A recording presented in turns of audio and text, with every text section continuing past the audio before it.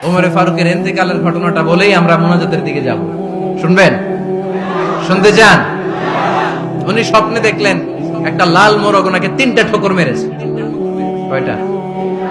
উনি জুমার নামাজে, জিলহজ মাসের শেষ সপ্তাহে জুমার নামাজে বললেন যে একটা লাল মোরগ 3টা ঠোকর মেরেছে।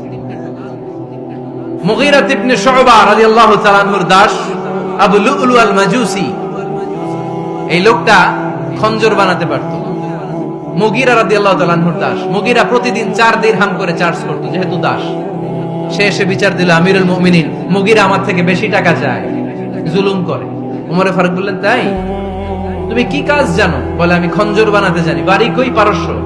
আরে তুমি খঞ্জর বানাতে জানলে তো 4 দিরহাম অনেক কম, সে তো আরো বেশি টাকা নেওয়া দরকার ছিল তোমার থেকে। আবু লুলুর এই কথা পছন্দ হয় নাই। সে কয়, ওমর, তুমি সবারে দয়া দেখাও আর আমার ক্ষেত্রে কঠিন নিয়ম বানাইলা, দাঁড়াও, এই নিয়ম তোমার আমি দেখাবো। এই রাগে সে বাড়িতে যে একটা খঞ্জর বানালো। কি বানালো? খঞ্জর চিনেন? ছোট্ট ছুরি। কিছুদিন আগে ওমানের সুলতান কাবুস ইন্তেকাল করেছে, জানেন আপনারা? ওনার এই কোমরের মধ্যে খঞ্জর থাকতো, ছবিতে দেখছেন? আরব শায়েখ যারা সুলতান, আমির, কোমরে কি থাকে? ছোরা থাকে, খঞ্জর। সে বাসায় যে একটা খঞ্জর বানালো, যে খঞ্জরের 2 মাথা, লাহু রাসান ওয়া মাকবাদাতুহু ফি ওয়াসাতি, আর ধরার হ্যান্ডেলটা মাঝখানে, এদিকেও ছুরি এদিকেও ছুরি, যাতে এইভাবে মারা যায়। সে ধার দিতে লাগলো আর বলল, ওমর দাঁড়াও, তোমারে আমি দেখাবো। ওমর ফারুক মসজিদে নববীর ইমাম, ফজরের নামাজের সময় এ আবু লুলু আল মাজুসি বুরনুস পরে, চাদর পরে, লুকিয়ে লুকিয়ে, সে অগ্নি উপাসক, মুমিন নয়। ওমর ফারুককে অ্যাটাক করার জন্য গেলেন মসজিদে নববীতে। ওয়াকানু ইউসাল্লুনা বিগালাস, তখন ওনারা অন্ধকারে নামাজ পড়তেন। নামাজের সময় যখন হলো, লুকিয়ে লুকিয়ে প্রথম কাতারে ওমর ফারুকের পিছনে মুয়াজ্জিনের পাশেই দাঁড়ালেন, হাতে খঞ্জর। ইকামত হলো, ওমর ফারুক সালাত শুরু করলেন, ফজরের সালাত। আল্লাহু আকবার। নামাজ শুরু করলেন, সূরা ফাতিহা বললেন। আরেকটা সূরা যখন পড়তে যাবেন, in the meantime Abu Lulu এই খঞ্জর নিয়ে ওমর ফারুকের বুকের মধ্যে 3টা স্টেবিং করলেন। একটা মারলেন নাভির নিচে, মারার সাথে সাথে পাকস্থলী কেটে গেল। আরেকটা মারলেন পাজরে, পাজর ছিঁড়ে গেল। 3টা মারার পরে ওমর ফারুক বললেন, কাতালানি আল কাল, এক কুকুর আমাকে মেরে ফেলেছে। পেছন থেকে এক সাহাবীকে টান মেরে সামনের দিকে নিয়ে গেল, তুমি নামাজের ইমামতি করাও। আর ওমর ফারুককে বাকিরা ধরাধরি করে পেছনে নিতে আরম্ভ করবে। আর এই আত্মাই আক্রমণ যে করেছে, সে কাতারের মাঝখান দিয়ে যেতে আরম্ভ করলো আর 2 দিকে ছুরি মারতে আরম্ভ করলো।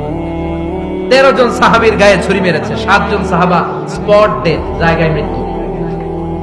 এই ভয়ঙ্কর অবস্থা দেখে এক সাহাবী বুরনুস, এক ধরনের জুব্বা আছে মাথাওয়ালা, অনেকে জ্যাকেট পরছেন না এরকম মাথাওয়ালা, লম্বা জুব্বা আছে, আরবরা শীতে পড়ে মাথাওয়ালা। এই মাথাওয়ালা জুব্বা বের করে এক সাহাবী জালের মতো তার দিকে উড়ায় মার। ওই বুরনুসের মধ্যে পেঁচিয়ে আবু লুলু মাটিতে পড়ে গেল আর সুইসাইড করে ফেলল, নিজের বুকে নিজে মেরে আত্মহত্যা। যে সাহাবীকে ইমামতির জন্য দাঁড় করালেন, উনি ছোট্ট সূরা দিয়ে, প্রথম রাকাতে সূরা আল কাউসার, দ্বিতীয় রাকাতে সূরাতুল ইখলাস দিয়ে নামাজ শেষ। ওমর ফারুক বেহুশ। ওমর ফারুক কি? হ্যাঁ, বেহুশ। সবাই কান্নাকাটি করতেছে, সবাই দেখতে গেলেন, এখন হুঁশ ফিরে না। মুখের মধ্যে, মুখ খুলে রাষ্ট্রের চিকিৎসক মুখের মধ্যে দুধ দিলেন, ওই নাভি দিয়ে দুধ বের হয়ে যায়, পাকস্থলী কেটে ওখান দিয়ে দুধ বের হয়ে যাচ্ছে।